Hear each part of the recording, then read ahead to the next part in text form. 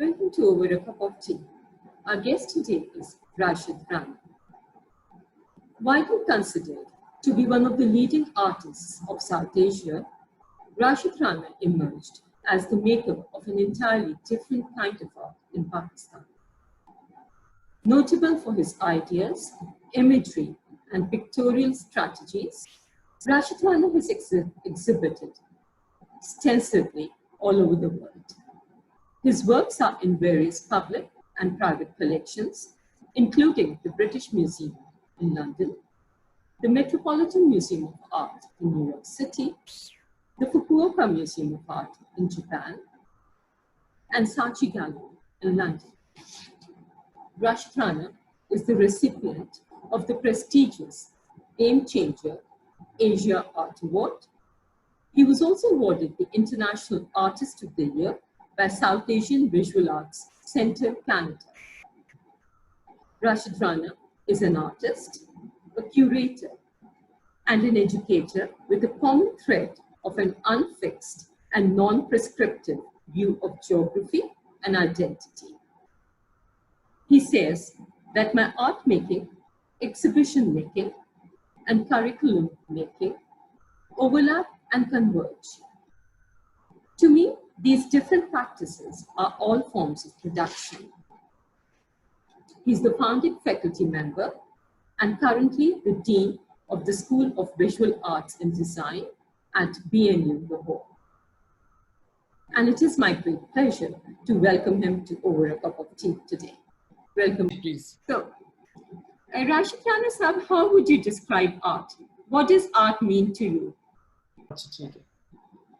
Gee, that's a rather heavily philosophical question. Artists spend their lifetime trying to answer the question through their work. But in a broader sense, the word art, the way we understand it in the last 200 to 300 years' time, it's a fairly recent idea and rather a condition of history.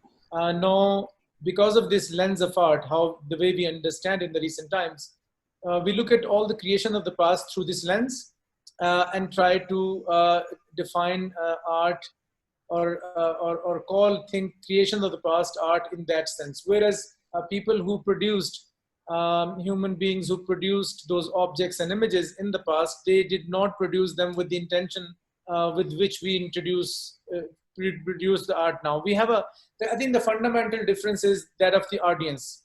Now, if somebody is singing, having a concert for an audience, or as opposed to somebody who would sing for a devotional purpose in the past, so they would not have audience in mind in that sense. So, anyone who's there for the very devotional purpose for which the song was being sung, bhajan or any other music for that matter, so then it will be it will be consumed or engage in that sense.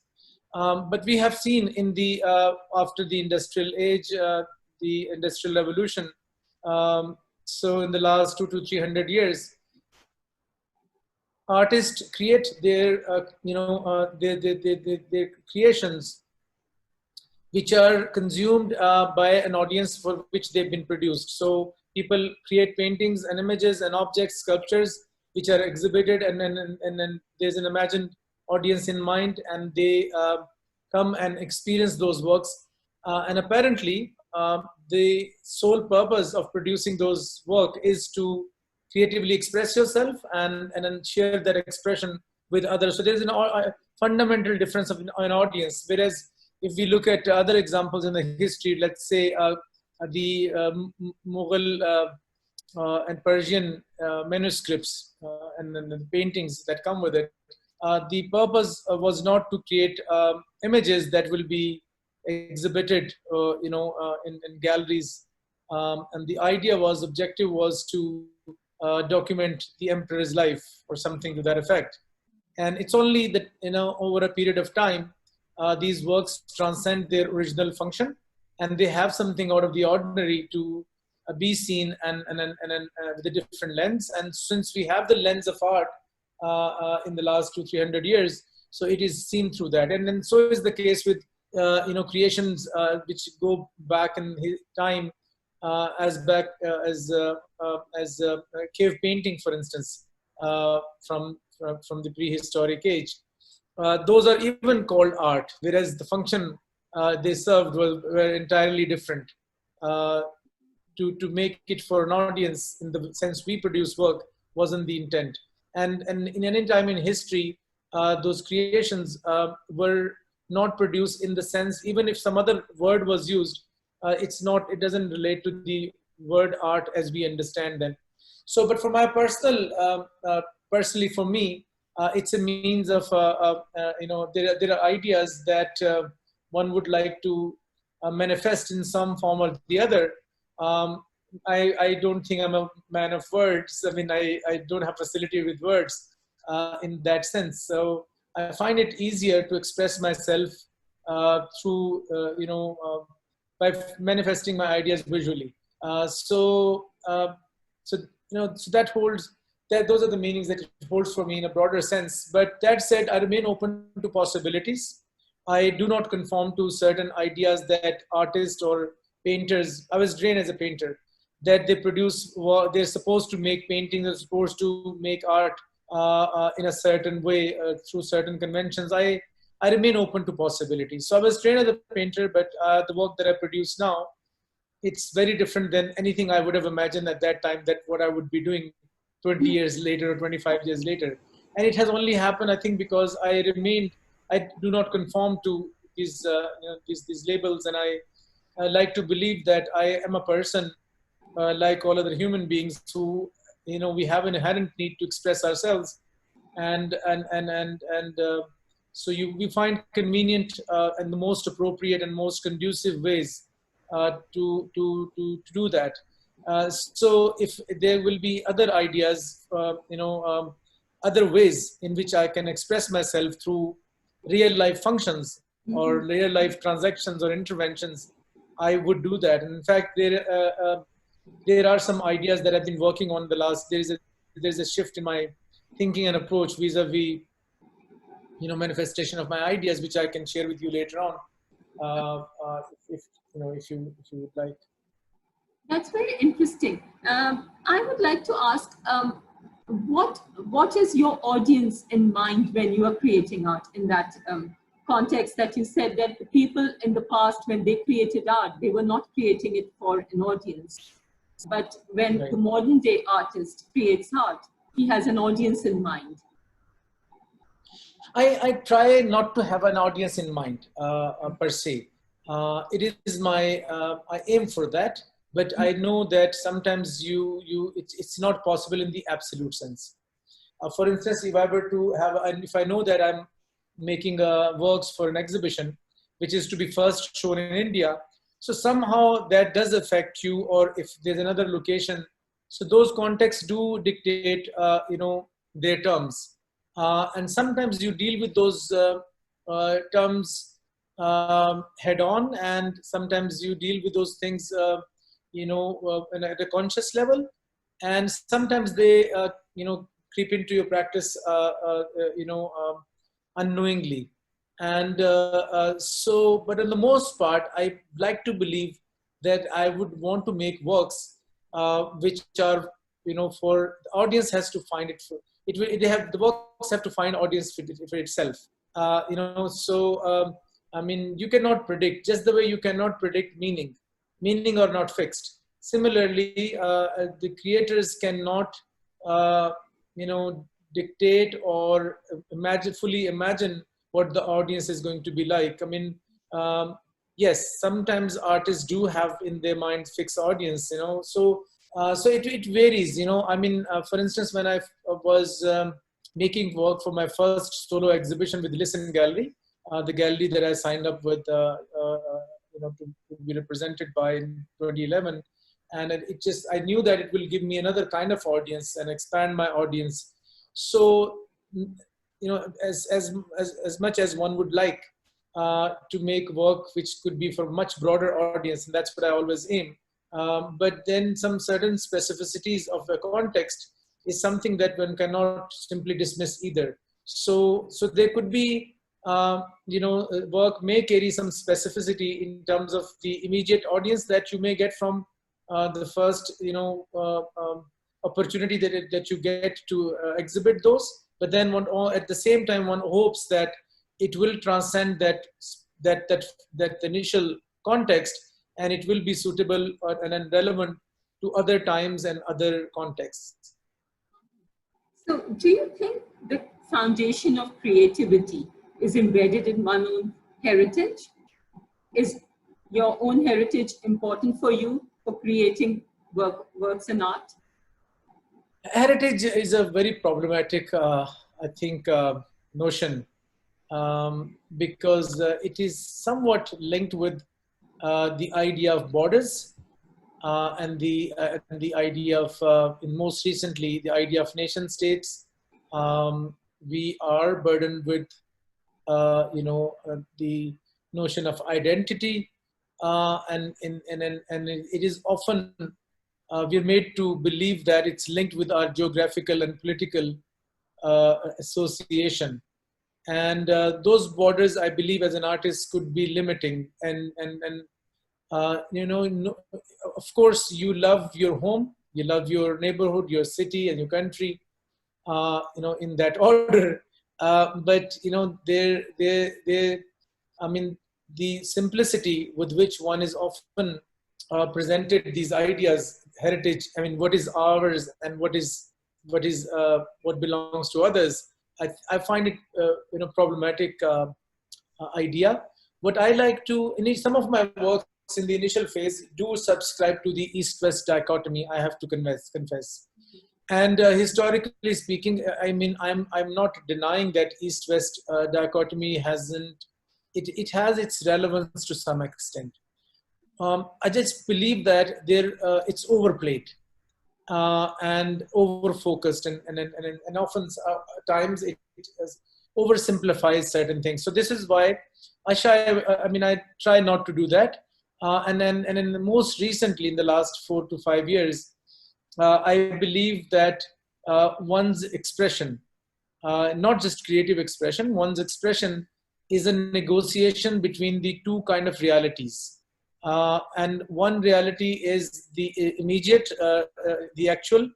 I'm referring to something that we experience in terms of body being a site of knowing. So whatever we experience in relationship to our body is let's call it actual, and let's call it call remote, whatever is there in the whatever knowledge we receive from oral history, written history, or information that we haven't experienced ourselves, in relationship to our body. So that could also be something you're seeing through internet or live telecast, or something that goes back to time, something that goes back to history. So that information or that reality is within our mind. So and that may belong to not just past but to the future as well. So that intangible sort of reality, and with the tangible reality which is we experience in relationship to our body, which I'm referring to as actual and remote. So one's expression is a constant negotiation between the actual and the remote. This is perhaps I'm more comfortable with this dichotomy as opposed to East-West, because it's oversimplified. And for instance, if I know that to answer your question more specifically vis-a-vis heritage, so there is Mughal miniature painting, let's say, for instance, as an artist, I mean, something that I enjoy very much, going through the examples produced in the past. But at the same time, I also relate to and enjoy and engage with the examples of works of art produced under the era referred as minimalism, mostly 1960s America. So the both eras I haven't physically experienced myself. They both are remote to me, and then I don't see a huge distinction by just labeling it ours and theirs. And I think there may be certain realities that have lined through. I mean, there may be certain cuisine that I've lined through and that I more in tune with by virtue of being born here. I'm not denying those realities, but I just feel that these divides and dichotomies are often overplayed. And I'm more comfortable with the notion that we have a knowledge scattered over time, and lots of scattered knowledge over time, and then we can, as human beings, we have the freedom to access whatever we want to access, and that kind of cutting across, political, geographical boundaries is something art is relies heavily on. Yeah. So I mean, heritage I find a problematic term. So where do you draw the line? When even it's interesting in case of subcontinent, because the boundaries have always been shifting, and often various different kind of identities and political identities or religious identities, they're sort of linked with it, and we are a combination of multiple kind of identities. So yeah, so therefore I'm more comfortable with the actual and remote as opposed to ours and theirs. I see. That's very interesting. Yes. So, how important do you think time is in art? The concept of time.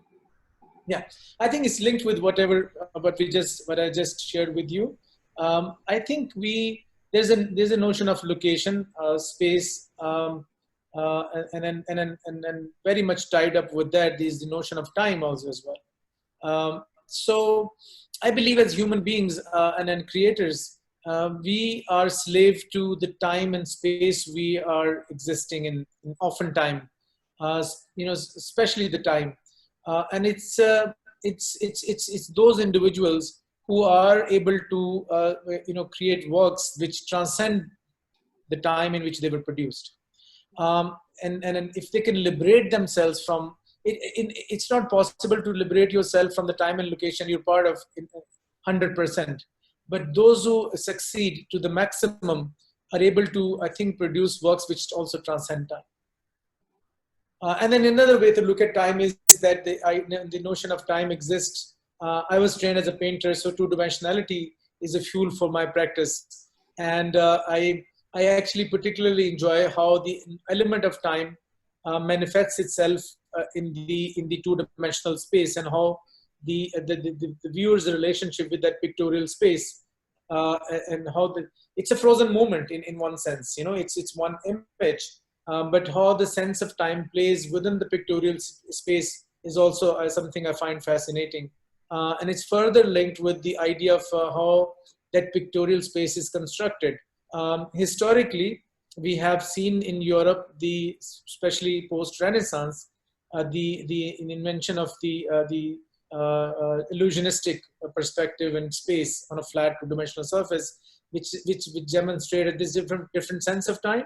And there is a more suggestive sort of space in the other regions where they did not believe in creating the illusion of third dimension on a flat surface. So the pictorial space plays out, gives a different sense of time. That how one moment, frozen moment from reality, versus a more fictional and descriptive and more fluid sort of space and sense of time.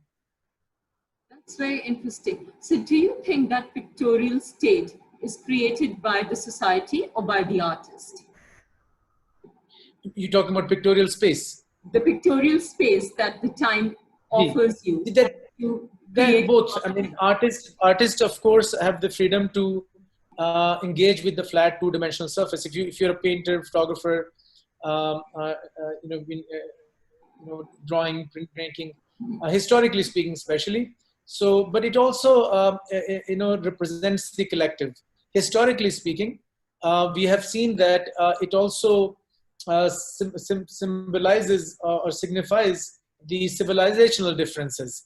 For instance, as I was just mentioning to you, that when we see a whole surge for materialistic and scientific inquiry during Renaissance and post-Renaissance, in regions mostly referred to as West historically, they believed in creating pictorial space, which was the illusion of third dimension, which kind of laid foundation for the invention of camera. So it sort of represents that kind of material and scientific inquiry. Whereas more mystic and a spiritual sort of route was taken, and not materialistic route was taken in by the creators and painters in the what is now known as the Orient or the East. So let's say the region of South Asia or Japan or Far East, where historically you will see that they did not believe in the notion of creating the illusion of third dimension on a flat surface. Not that they did not know how this can be done. That wouldn't have been difficult. I think it's just the matter of choice that they made as a collective, that they do not, or it sort of represents that civilizational difference and their philosophies, great larger philosophies in life, because they wanted to create something more, something that retains the respect of the surface, two-dimensional surface, where you're not creating the illusion as such, but acknowledging that it doesn't have to represent reality in that sense. The image making, the image that they're creating has its own reality. So it very obviously symbolizes and signifies that, and therefore, yes. So the choice as to how you deal with pictorial space can be individualistic and as well as civilizational or belonging to a collective. But it's mostly historically speaking. Now, I think we live in a much smaller world, and the back and forth of influences and information is much more to have these kind of divides, relatively stark divides that may have existed in the past. That's very interesting.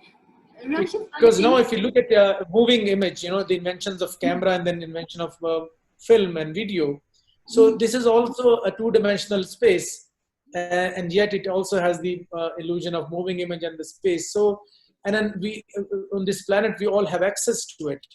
And then we all are a user and consumer of, this kind of imagery. So those civilizational differences that existed historically are no longer there by virtue of engaging and these technologies being part of everyone. So there are many things which have, materials and mediums which represent the kind of universality which did not exist in the past. That's very interesting. Can you please show us some of your work? Sure. Okay, so I was working either in a very small scale or very large scale like this. So either very intimate or intimidating from the viewer's point of view. And what you see over here is, I mean, it's interesting, the discussion we just had about the pictorial space. Those who know my practice deeply, they know that I was trained as a painter, so my interest in as to how one represent or deal with the two-dimensional space has been the basic fuel for my practice, or being a viewer of other creators' work. That's something I find very fascinating, because two-dimensionality doesn't exist in nature as such. It's an abstract idea that painters and from since even cave times have been using, and how they negotiate with and deal with the two-dimensional space is something I find very, very fascinating. So what I was doing back then, that I was using this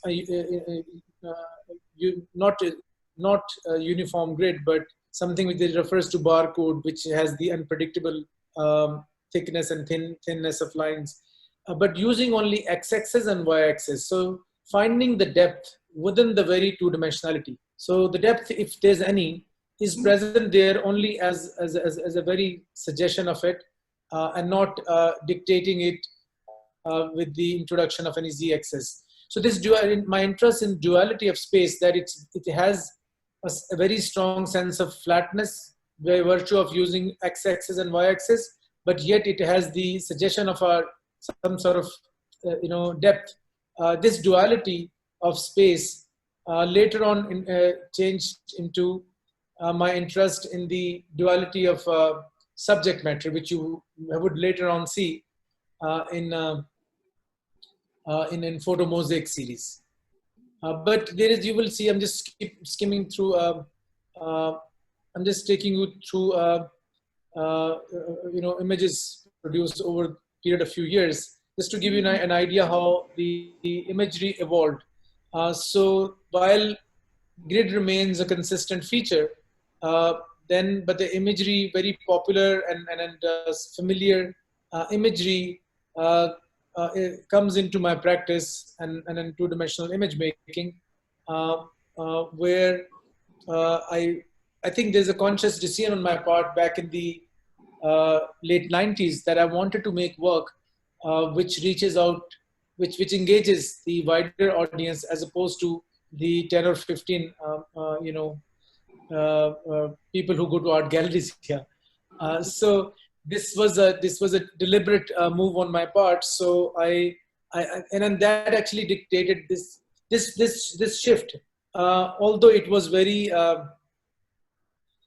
it was a period of, I think, 95 to year 2000 when I had come back from Boston, and I didn't produce too many works, but I was teaching a lot, uh, and I was thinking a lot about my practice, and so this change and this shift in my thinking came about at a time when I didn't produce much work, but this remains to be most important part of my artistic career. When I didn't produce too many works, but that a lot of what went on in my mind around that time resulted in all the works that I produced afterwards, especially the first the decade of this century. They are based on this thinking that I've deliberately wanted to create works which could engage a much wider audience as opposed to just a few people who can relate to those abstract works that I created before this one. So, and also works like these, which heavily borrow from art history or various different sources. So sort of in a way defining what uh, pop sensibility can be, not necessarily popular is not restricted to, for my definition of pop during this time, is not what is restricted to showbiz or popular culture strictly speaking, but also for me, popular culture included images from artistry books, textbooks, printed fabrics, and a number of things that we have easy access to. So in this particular work, as you can see, the presence of grid is in the form of this patterning that is there in the middle panel, and it's not a painted panel. It's simply a printed fabric that I procured from Ichra Bazaar, Lahore, which kind of probably a continuation of how the old Victorian curtain cloth kind of a pattern still exists in the surroundings, something from the colonial past, which is not necessarily questioned as whether it's Pakistani or not, whether it's ours or theirs. But this deliberate choice of a reproduction to be painted on the right and left panel by me can be something which may be seen as a derivative or as an appropriation of an imagery from the so-called West. So therefore, these choices are deliberate. The selection of image is random, but I deliberately wanted it to be a black and white image from an art history book, and that too of a three-dimensional work. But the title of the piece is significant to this work, and that title of the work is inscribed in the work itself. So those who can read Urdu and English script, they will read it from right to left, and those who can read only English script, they will only read the green part, and of course that will be from left to right. So the incomplete sentence, which is an amalgamation of Urdu and English script, is what is so Pakistani about this painting? It's a question that is the title of this work inscribed in the work, and then I, if I have to answer this question, I often say that the question itself is the most Pakistani thing, because the very idea to critically engage, either being self-conscious or critical engagement with the question of identity, is our new identity more than anything else. That's something I mean, I wanted to, sort of embrace as an idea to liberate myself further from any narrow or shallow ideas to associated with stylistic conventions, to seek legitimacy that what I produce is authentic South Asian or Pakistani. I wanted to free myself from that kind of a burden. And I don't know how much, whether I succeeded or not, because more you deal with that question, harden the line becomes. And this is precisely why later on I thought that this question will never leave me, will always remain with me by virtue, because it's a paradoxical situation. However, as an educator, I could take steps if I get the opportunity, which I did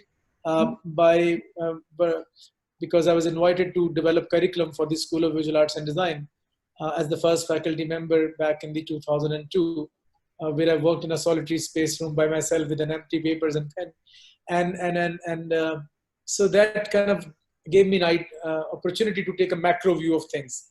And so one of the decisions that I made, that I think it would be best if the generation to follow doesn't have to deal with this question of identity.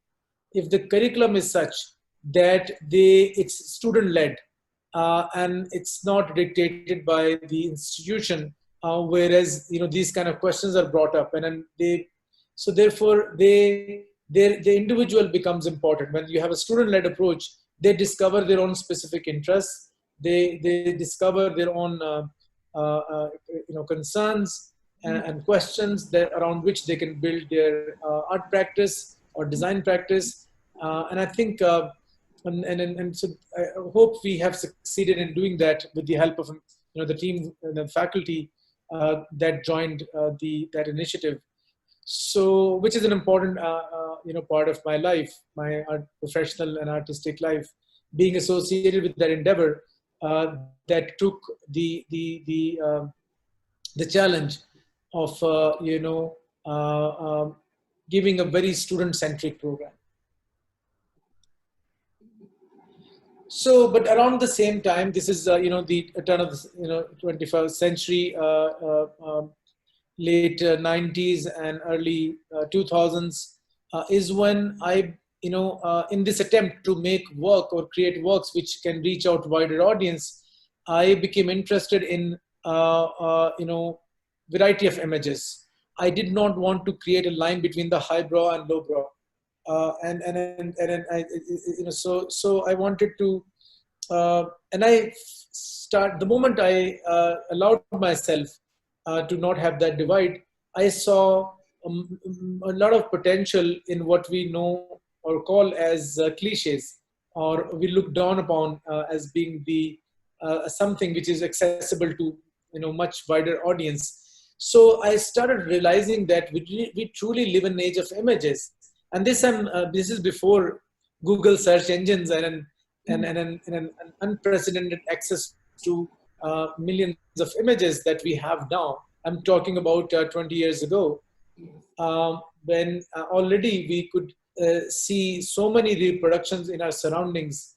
So for me, I think these curbside poster sellers are no less than museums, which have, as you can see, within one space, you have Mona Lisa and Impressionist and Hollywood and Bollywood and all kind of imagery in your surroundings. And I realized that we kind of are in negation, and so our engagement with idea of a notion of image making, which was only restricted to art history or canons of art history, sort of became more expanded, and it led to further imagery and works of mine which have a stained entanglement between all these poles.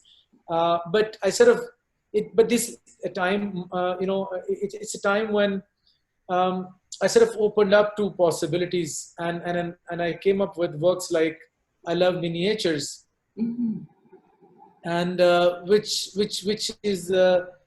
employs this popular technique of photo mosaics. But what I've done with it is that the micro images are often in contradiction with the macro image. or they are at least represent some sort of extremes.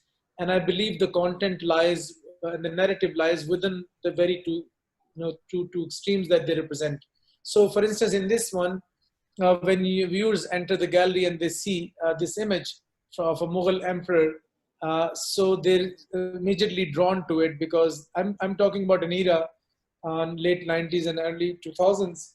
This work is from 2002, when neo-miniature, what is known as neo-miniature, a revival of aesthetics of Mughal miniature and Persian miniature painting, was very much in vogue, and it was very much well received within the country and outside Pakistan, especially Lahore and Punjab, because I believe we are still in the romance of our splendid past. And and for West, I can understand, because it's an easy thing for them to recognize. They associate. So then, I mean, I would be able to appreciate Andy Warhol's, Marilyn Monroe work, or Elvis Presley work, because for a variety of reasons, people all over the world are exposed to the kind of iconography. We know the context, and therefore, because of the familiarity with that context, we can appreciate what the works represent. Whereas for the developed countries, it is difficult for them. The viewers over there will have to make a harder effort to know the context in which I will be producing work here. So, as I was saying, that in the initial part of my career, I did subscribe more to this East-West dichotomy more than I do now. So therefore, I thought that these are the expectations from an artist from Pakistan, to produce something that resembles their past. And I think that's the case with all colonized world. And for some reason, I believe that if you're born in a developed country, let's say if you're born in Amsterdam, so nobody expects from you to make works which resembles works of Van Gogh or works of Rembrandt. But if you're born in Cairo or Lahore or Manila, then your expectations are that your work has to represent your past.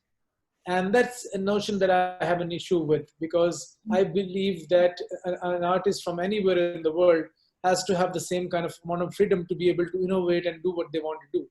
So through this work, what I am showing, the audience is what they want to see from me, what they expect from me, what they expected from me. And then when they come closer to it, then I was able to share with them the images that existed in my surroundings back then, the billboards of Lahore. So they've been miniaturized to create this image that looks like a miniature painting from the past, but it isn't. So this kind of representation of binaries is something that I became interested in much more with a gap of maybe a year and a half after having produced this work. There were a number of ideas which I thought can be represented through this formal device of micro-macro imagery. And then for 10 years, I continued with this kind of approach, conceptual and formal framework, which allowed me to deal with a variety of subject matter and an imagery that I've always been interested in to do something about and say something about. And it just provided that perfect framework. And then later on, the Mosaic series evolved into different what I refer to now as transliterations. But there are a few examples that I can share with you of some other photo mosaic works. But if you have any questions in between. No, go ahead, please. Okay. So many of you are familiar with the Red Carpet series from year 2007 and 2008, which also represents the idea of Orient, the so-called East, as we have historically often, when you look at other regions, you often tend to simplify them. And that's what I noticed, that back in year 2007, when this is post 9/11 and the age of war on terror, and during this age of war on terror, Pakistan came into highlights for very negative reasons. And part of it was true, and the suicide bombing had, reached even urban centers like Lahore. So it's no longer was restricted to the bordering areas of Afghanistan. But it wasn't the entire reality, but it was something that was represented as the entire reality. And we also historically, the certain regions are associated with, let's say, with curry or with rug, certain products or objects or simplified representations. Right. So I thought it would be an interesting idea to bring them together from the past and from the present. A nation which is being seen only covered through the news, security news and news of violence, and the narrow representation of Oriental carpet, and this is a work that I produced around the time when Benazir returned to Pakistan and there was an attack on our convoy. The idea of this work may have existed in my mind for a long time, because as a child, I whatever association and an emotional sort of response I had to the idea of slaughtering, sacrificing over on the occasion of Eid. But the decision, very decision to go ahead and make the work happened when the attack took place on Benazir in 2007. When I was thinking of creating a work involving imagery taken from a slaughterhouse.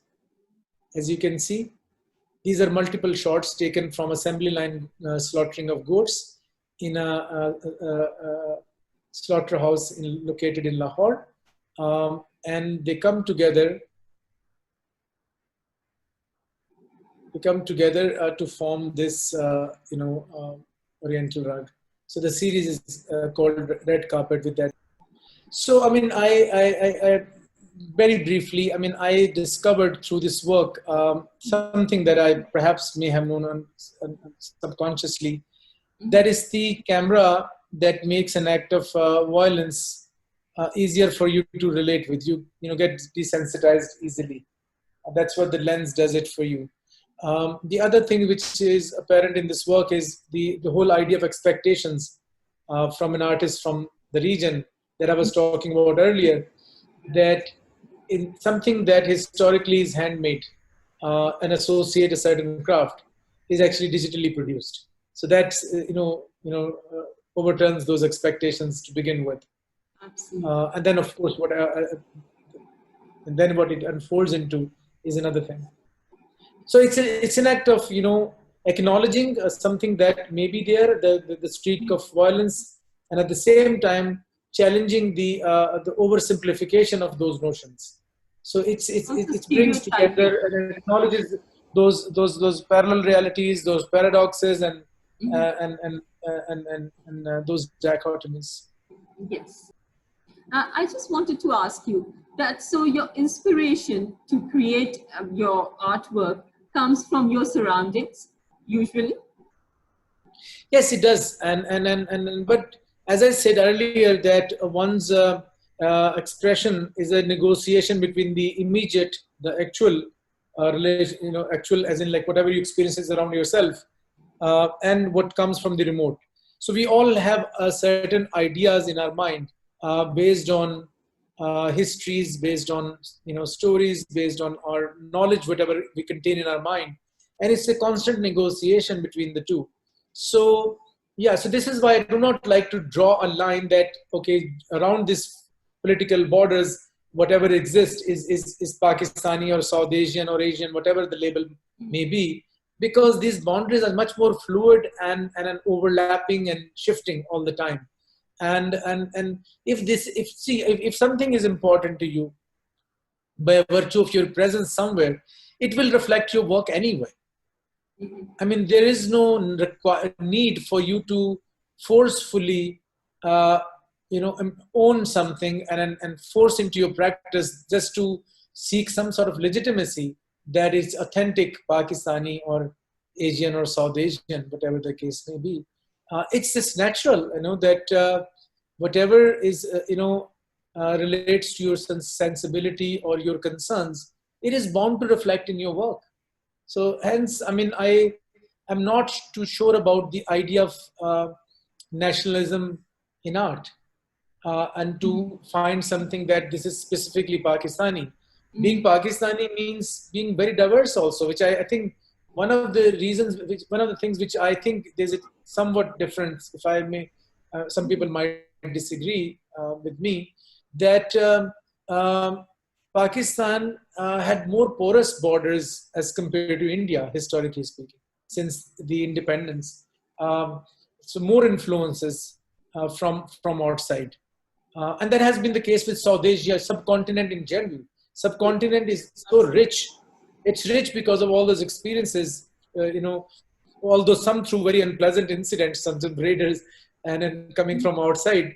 But it's a very rich place with so many crossovers historically. So I would say Pakistan still, by default, for some reason, inherited those kind of porous boundaries for different reasons, which India didn't have. India, perhaps relatively speaking, had a more, sort of defined identity. And if we want to say that crisis of identity or lack of mono identity in Pakistan, I think for creative practices that it's been fertile, because I believe that you cannot label any region or any country with certain kind of practice that all artists from Pakistan are supposed to produce some kind of work which have connecting elements. It may not happen, and it may not be the case, and usually is not the case.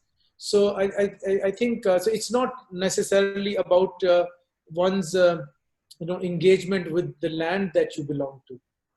It's about not superficially imposing anything onto yourself.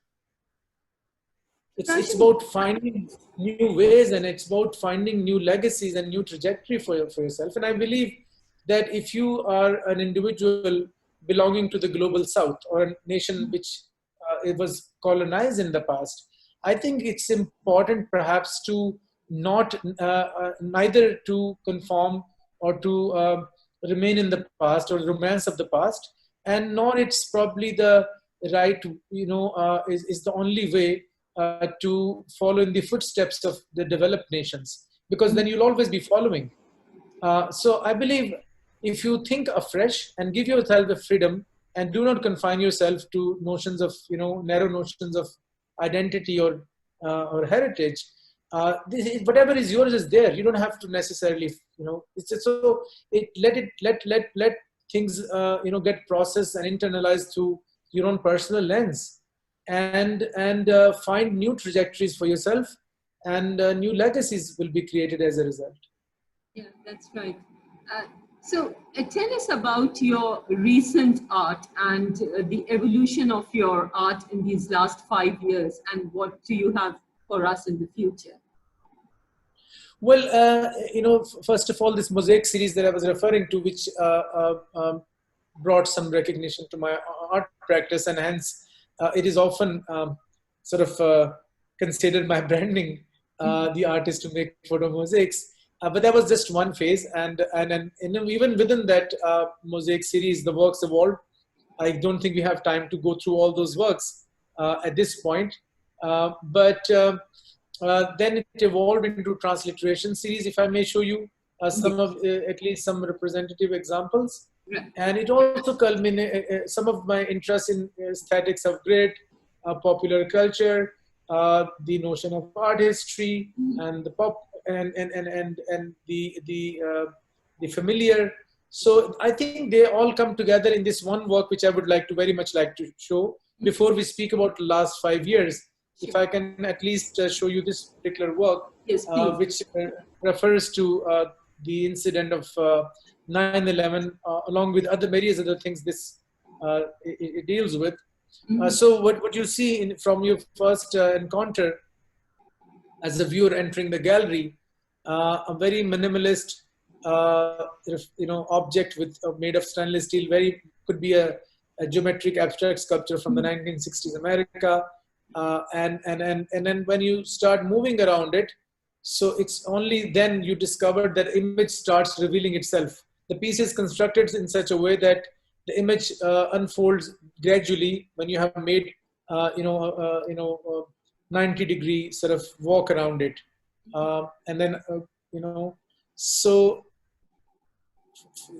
in this, as you can see the viewers, and then when you come close to it, then you discovered that what you saw in this representational image, which is like a imagined or a fictional or some familiar developed city with high-rise buildings, it's unfolded into images of thousands of images from Lahore when you go close to it. So the verticality you discover as a viewer when you come close to those pigeonholes, you see inside those narrow spaces built on an angle that, for instance here, you see that these are images of houses from the city of Lahore, and they're mostly horizontal sort of landscape. And this sort of in a way referring to the idea of verticality of developed cities resting on or based on the horizontality of landscape of houses elsewhere. So this refers to the sheer economic unevenness as well, because high-rise buildings often symbolize the progress or the economic sort of growth and development. So in a way, the work, in a very subtle way, perhaps hints about the sheer unevenness, perhaps being the cause of the conflicts such as which gave birth to incidents such as 9/11, and not necessarily the religion. As the title suggests from the famous novel Desperately Seeking Paradise, it's not the paradise that we are seeking in afterlife. I think all human beings, to some extent, to most extent, are seeking that paradise within their lifetime, and that's paradise is the prosperity and the quality of life within this lifetime.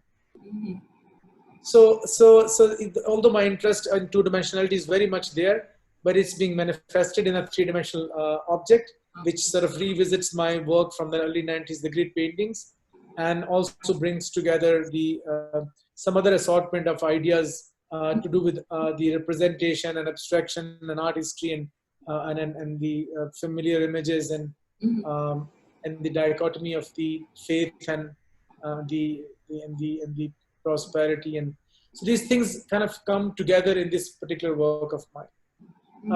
But that's but there are many other works from the Mosaic series, which, as I said, evolved from within with that phase as well. And then if I can take you, okay, so just very quick time out here. So how do we go about it? There are quite a few other seminal works, but I think we've taken too much time initially. So how would you like me to do? We can see those works. We can see the works that you are developing and the kind of art that we will be seeing from you in the future. Right. So there are many video works that I've also produced, and this is perhaps the most ambitious video installation that I've done for the first Singapore Biennale, in which again references perhaps in some ways 9/11 because of the imagery, but it also deals with the cyclical patterns of history. The hall for which I produced this work, its history is very interesting because 1965, Malaysia got separated from Singapore got separated from Malaysia, and the ceremony took place in this very hall. But in 1945, Japanese surrendered to British after the Second World War, and the ceremony took place in this hall, and Mountbatten was in person, supervising that ceremony as well. So it was interesting for me, somebody coming from subcontinent, and I thought history, the pattern of history are cyclical. Absolutely. And if I can use this imagery from the 9/11 and use this to create this kind of entrapment in time. So what happens in this work, if you see the entire installation view, what you may feel as a viewer that this building, because of the animation, it's an animation by the way, and the viewer is looking at this wing, the illusion of an airplane wing attached to the building that you're standing in, the room that you're standing in. because of the changing landscape of clouds and the huge voice of the aeroplane and the temperature, which is kept very chilly in the gallery space, you somehow feel as if this room is moving in one direction. And then you move around and make a 180-degree turn to find a similar kind of feeling, but in the opposite direction. So it's kind of creates a circular movement. So you feel entrapped in time, and the piece is called Departure Lounge. I don't know. Oh, that's very, very interesting. And then similarly, many people are not familiar with because oftentimes I'm represented through those photo mosaic works. They haven't. Not many people have seen this series, parallel running series of works, often referred as photo sculptures of mine. And this particular work is called Plastic Flowers in a Traditional Vase, and works like I think this is the only work I have in this PowerPoint. Where the multiple views are taken through photographs, and then they're documented together to represent it three-dimensionally. And they often contradict the lighting in which they exist. So in a way, they expose the limitations of photography while using photography as a subject matter. So it's a whole series of works that the viewers can see on the internet. But then this is a work that you surround, but then there are works which surround you as well. And works like this one, in which the work that I created is actually a exhibition viewing space. It's a room from Tate Modern that I created first for Dhaka Art Summit, and then later on for the inaugural show of art gallery for NYU Abu Dhabi campus, in which this is the picture from Abu Dhabi, where within a gallery space, there's a representation of another gallery space from Tate Modern. So representing the spaces in which we exhibit artwork or our creations in the contemporary era and the modern era, those spaces, I'm using it as a subject matter. So what you see over here, these lights are the actual lights actually, and the floor is physical. The rest of it is just an illusion created through large scale photographs, which are, by the way, pixelated. When you go close to them, they kind of, they reveal the illusion, and they also expose that the entire room is kind of pixelated. So all the physicality sort of disintegrates into pixelation and two-dimensionality. So there are two very, the intimate and intimidating continues here as well. I'm sort of revisiting some of the concepts within my own practice. So the photo sculptures are even in this small scale, and they also exist in this scale as well. Okay. Yes, absolutely. So you're talking about some of the works from the recent times. I will show you the transliteration series in a bit, which is a kind of a more evolved or a developed version of those photo mosaics. Before I show that, since we have in this order over here, the use of photo sculpture that surrounds you, I created a work between Lahore and Venice. It's when I was invited to be part of this joint India-Pakistan pavilion for the Venice Biennale, I believe in 2015. I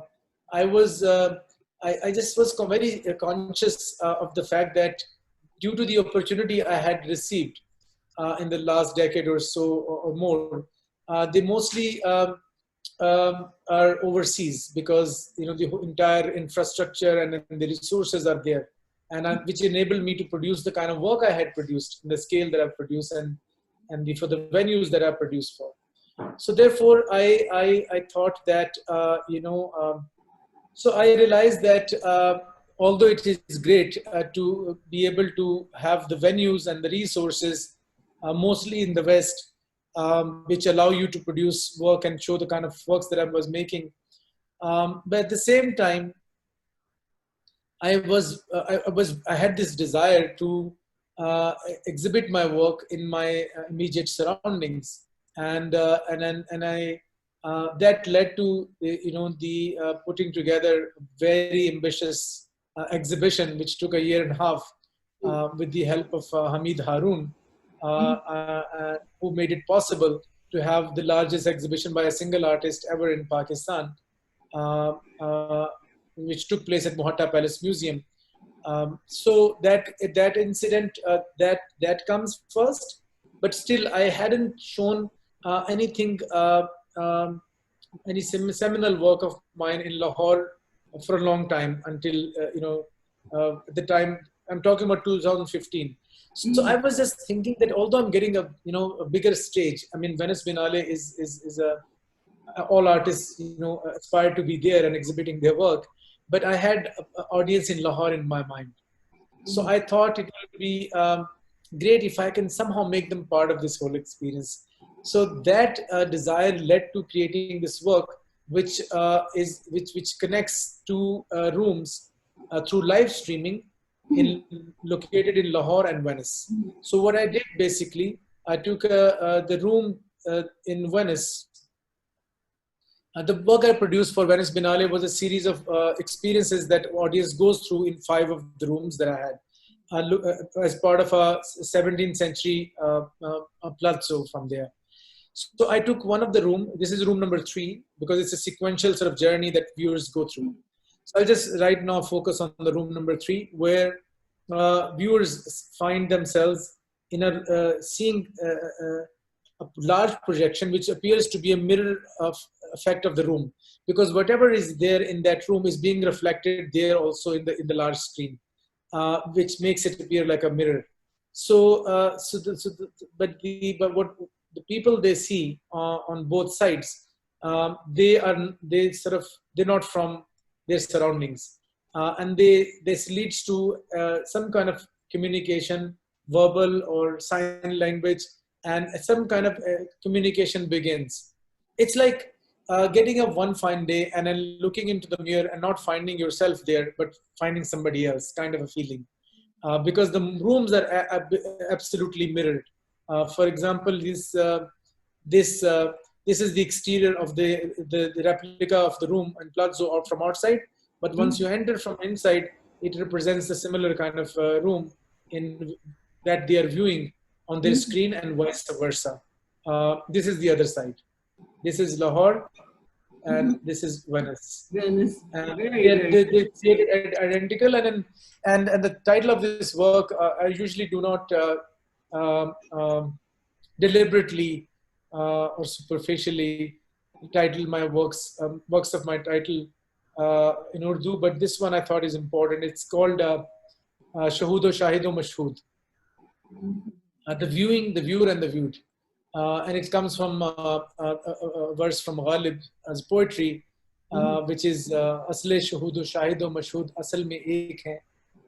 Asle Shahudo Shahido Mashhud ek hai. हैरान हूं कि मुशाहिदा है किस हिसाब में. So this whole philosophy to do with the act of viewing, being viewed, and the viewer, according to Ghalib, is all the same. And I think he's absolutely right.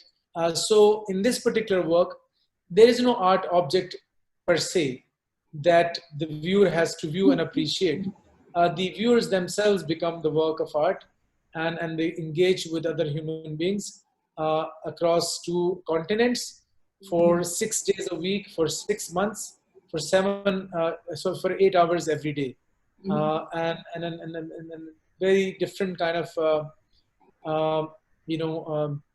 experience took place, and questions such as the gaze, which is very often oversimplistically dealt with, that who are you representing and who is it for, that also get questioned, because the gaze was constantly shifting. Who has the power and who doesn't, but also the one who's being represented is not just a mere photographic representation or a ideal sort of representation. They're there as a human being, and they can challenge that and then subvert that gaze as well. So, but the idea of this whole project, the 5 rooms altogether, was to challenge the viewer's notion of time and location, as to where they are located, who are they experiencing, what they experience in what time zone they're experiencing. The one room before this one looks very similar, But what happens there, they, instead of seeing themselves in the projection, instead of seeing somebody else, they see themselves with a gap of 15 seconds.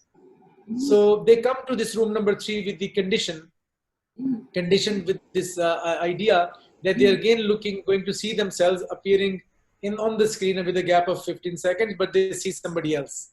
So in all other rooms too, in different variety of different ways, their sense of a time and location is kind of challenged, and hence it makes them question the idea of borders in their mind. So that was the whole point of that body of work of mine and that entire project called Transpositions.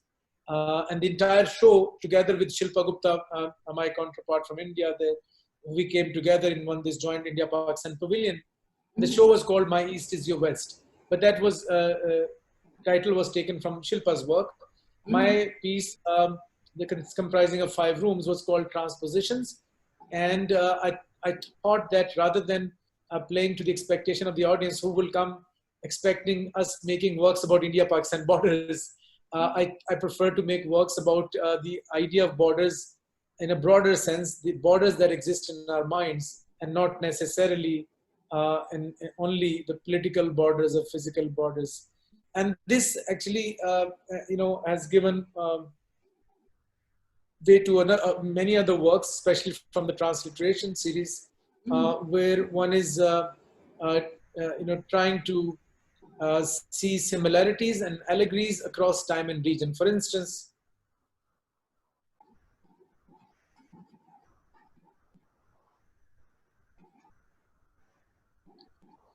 okay, see some of the, recent works in the last few years from transliteration series. For instance, this one and another one from the same series. It's called War Within. Are you able to see the screen? And this Yes, work, yes. which is now this is a triptych that you can see on the screen.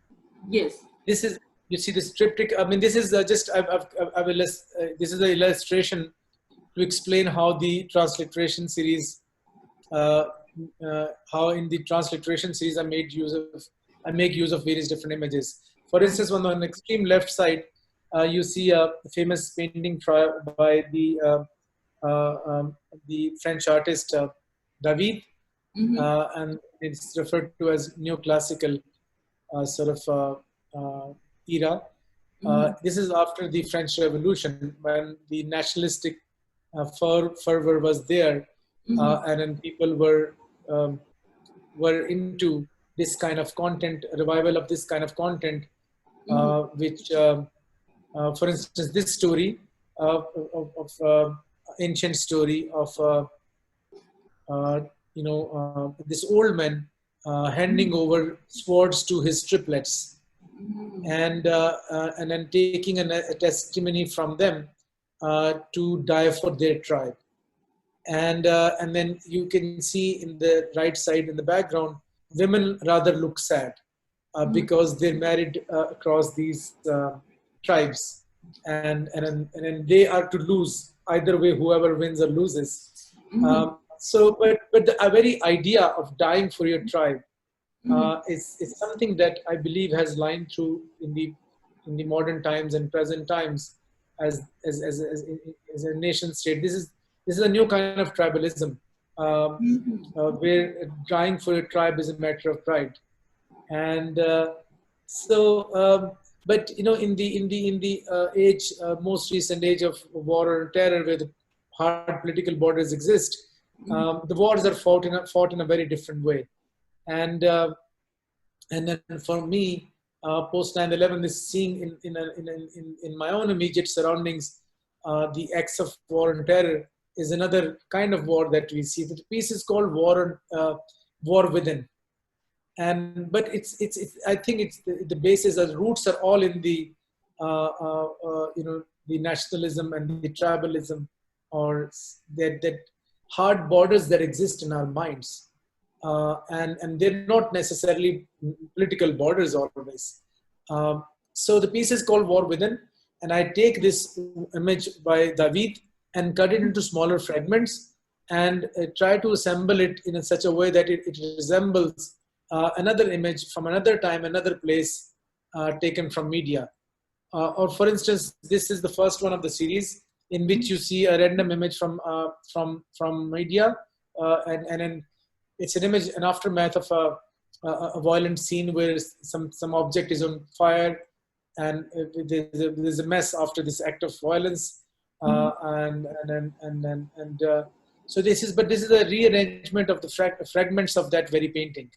So unlike earlier photo mosaic series, what you see over here is you can recognize, you don't have to go close or move back. From the same distance, with the movement of your eyes and the adjustment of the focus, you can see the macro image and the micro image at the same time. So this creates a different kind of surface tension and different kind of pictorial space as compared to the earlier works. Yes. So you see that fragments of this painting of the feet and arms and swords and so many different parts, they come together and they form another image from another time, another place. So this I refer to as a visual act of transliteration, where the actual image still remains there, and yet it represents another image. And since I do it across time and region, so it just to dismantles that borders that exist, across time and region as well. So and then we can be different and we can be so similar at the same time. And is a different, and at the same time, the narrative lies between the, as I said earlier, the narrative lies between the micro and the macro, and the disparity of the images. Okay. So then you've seen this image, and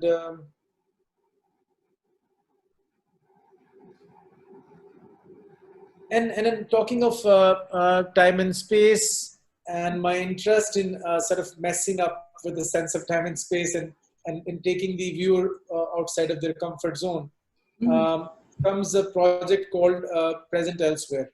And it's a project that I carried out on the invitation of Art Asia Archives. And the only requirement was to deal with something which create something. It doesn't have to be, a painting or an object. It could be a project, but as long as it deals with the idea of the notion of history or memory. So what I did, I invited 16 individuals, 16 minds from different, strands of creative disciplines. Some curators like Hans Ulrich Obrist, and artists like Santiago Sierra or John Akamfra, or architects like Brinda from Bombay. So there are different kind of individuals who I invited, 16 of them, and I shared an idea with them that they were supposed to follow. Basically, they were requested to imagine themselves in a time and location different to their own, where they were born and where they're living. So, for instance, person A could think of locating himself or herself in 12th century Britain. And then to imagine themselves against the backdrop, social, cultural, political, or the technological development of that time. But they were also allowed to fictionalize it, because history is fiction anyway. So they could take further liberty of not just restricting themselves to whatever they are told how that era looked like, but to imagine themselves against a backdrop of a certain kind of developments of technology and science and culture, but being in different time and different place than their current one. And then to imagine what work would they produce. And the work they would want to produce is to be presented here as a proposal in terms of text or image or both. And that's what this project comprises of: the compilation of all these 16 proposals of locating yourself in another time and place, and through representing themselves being there fictionally through their proposals. Is that compilation is called this book, free downloadable book that anybody can download from the internet, called Present Elsewhere. See, that's very One of interesting. one of the recent works, and there is some collaboration that I've done, and I'm not sure if I have it. I can show you. I don't think we have time, but there's a collaboration I was able to do with on the invitation of Wayne McGregor, leading choreographer and resident choreographer of the Royal Opera House, London, and he also invited Steve Reich, who is the legendary musician from United States, and on his 86th birthday, actually. This was done in late 2016, and we're talking about back then. So, so his music, and I was supposed to respond to his music visually and create a concept and a set design, which was to be used for Wayne McGregor's choreography. And so the piece was called Multiverse. And also this happened because Wayne had seen my work in Venice, and for this piece he was also very much interested in finding connections between past and present. So some of the images that he saw on media of the European refugees migrating on boats to Europe from Syria, mostly.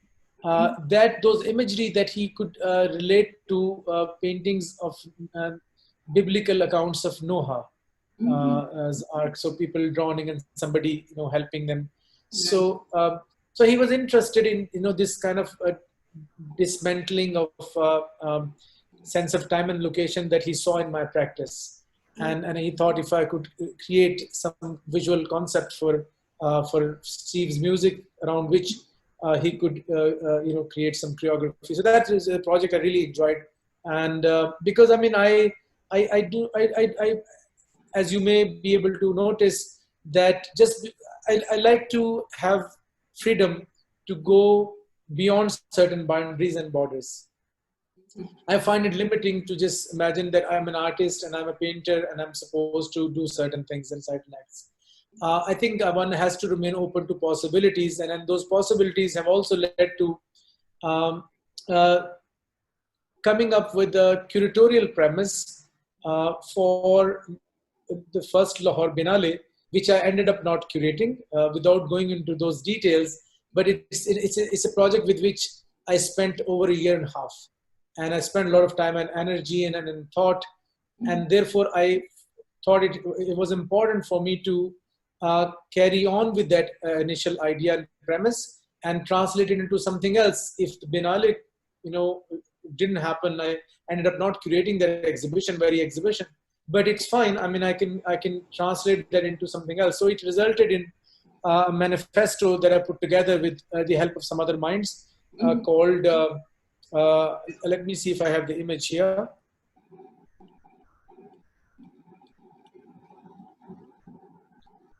Okay, so this is the manifesto, but manifesto in the not in the conventional sense of it, because I think that this is probably not the age to create manifestos as an artist, as if like kind of a cult, as if something with so conviction that you believe that this is the only reality. And as you have seen from my practice, I do not believe in any one kind of reality, and I would rather like to have multiple truths coexisting, or multiple realities coexisting, and I'm more comfortable with that. So therefore, I am not claiming it to be a manifesto of the kind where I would say that I believe in this thing and this is my religion, and everybody has to, and myself have to follow this. This is more of a subversive idea, a subversive approach to the notion of what we known as manifestos. So it's called Art, a manifesto of possibilities 01. The 01 implies that a group of people can discuss, which may or may not include me, and create its version 2, 02. So it is not a fixed thing, and this which is in contradiction with the whole idea of manifesto, which is often considered as a rigid idea.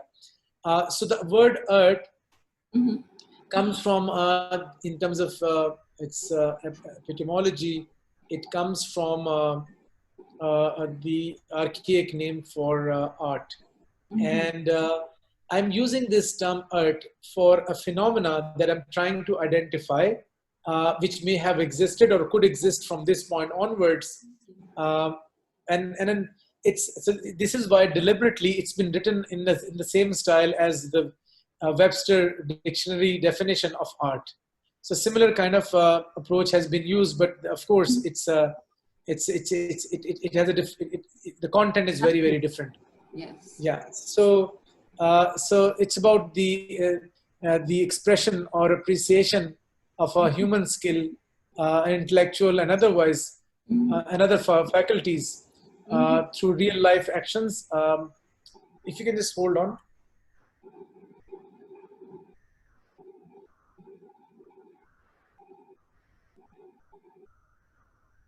Okay, this you will have to, because my eyesight is weak, so I have to do this again. Uh, this you can in editing you can show it separately, Yes. but I'll talk about it again, and you can edit out what I was just saying a short while ago. All right. So basically, I'm trying to create. I'm trying to identify Mhm. a phenomena which can be a phenomena outside of art. Not everything has to be art. So as we know that in a very you asked me about the definition of art. One very broad definition of art can also be mimicking of life in a way that poetics take place. But the question is, why do poetics have to take place only in the mimicking of life?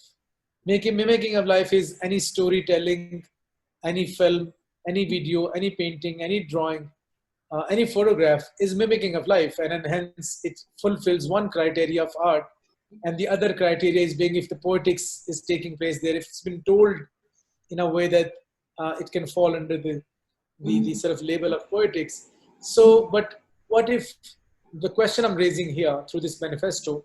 What if the poetics take place in life itself as opposed to its mimicking?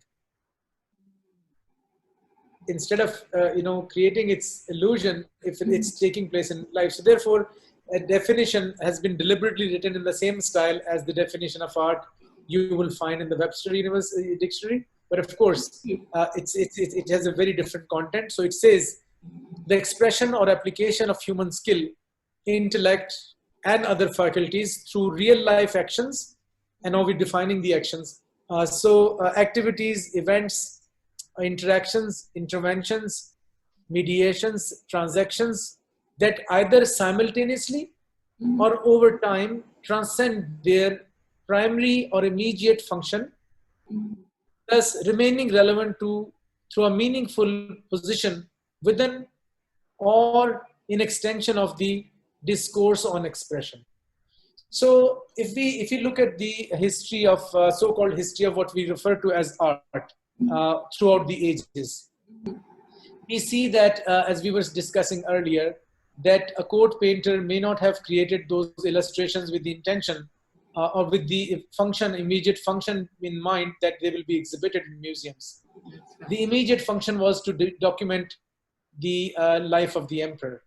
But over a period of time, they transcend their original and immediate function, and they serve as a different serves a different purpose because of they transcend their time and they transcend their original function. So, but still, it is a mimicking of life. But what we are saying over here, what I'm trying to say over here, that something could take place in real life, for instance, a business or some other kind of transaction or some other activity. Let's say somebody is riding a bicycle or somebody is teaching in a classroom. While carrying out these real life actions and transactions and activities, one could perform them in such a way that they involve poetics, and hence they over a period of time transcend that very immediate function, and they acquire a new status that takes them to in the expression and the discussion or discourse of expression.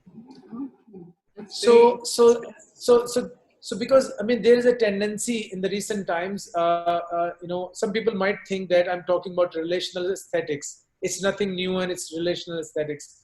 I beg to differ because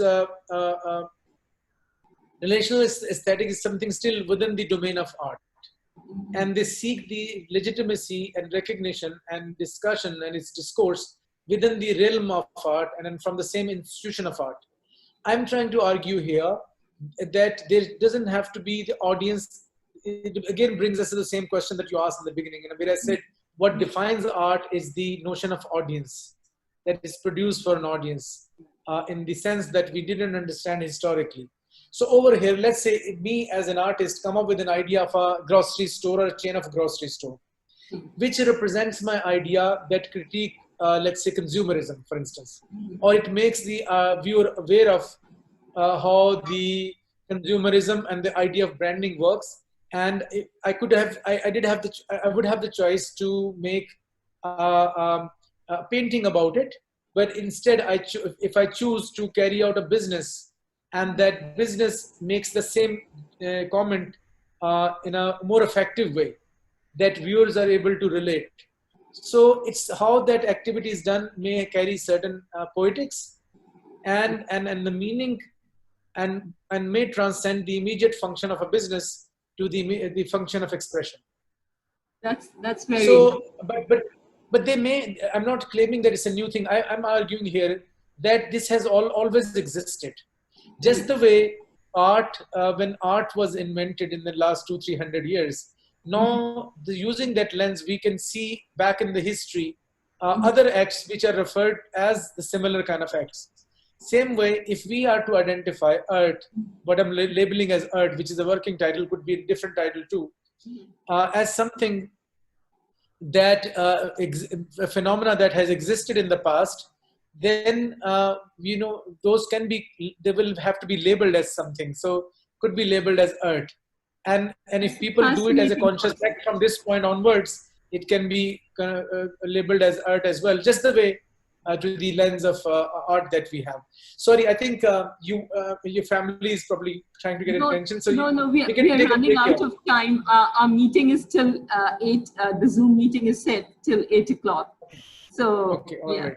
Yeah. Okay. So should we conclude with any question? Yes.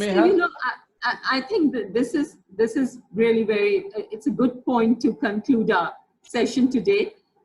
This new concept of art, which would be, everyday activities, which would be seen as art maybe later in time, or even now. Not even art. This can be, what I'm arguing here, it can be called something else.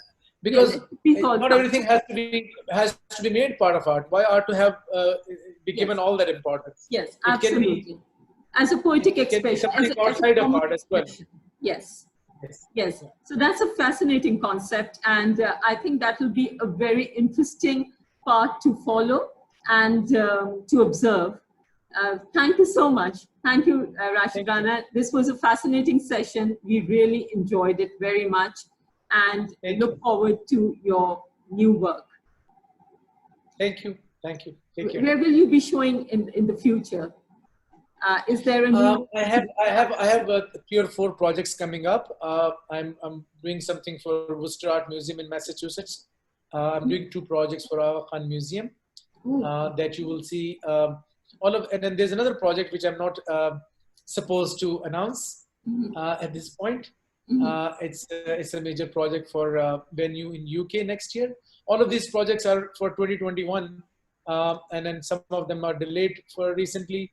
I'm also doing a work which is a cross between architectural intervention and art for Expo 2020 Pavilion for Pakistan in UAE next year, which was supposed to be this year. So many of these projects were supposed to be this year and they've been postponed. So some of these projects are very diverse, and you will see them all unfolding very soon in the next few months. We really look forward to your work in 2021, and thank you.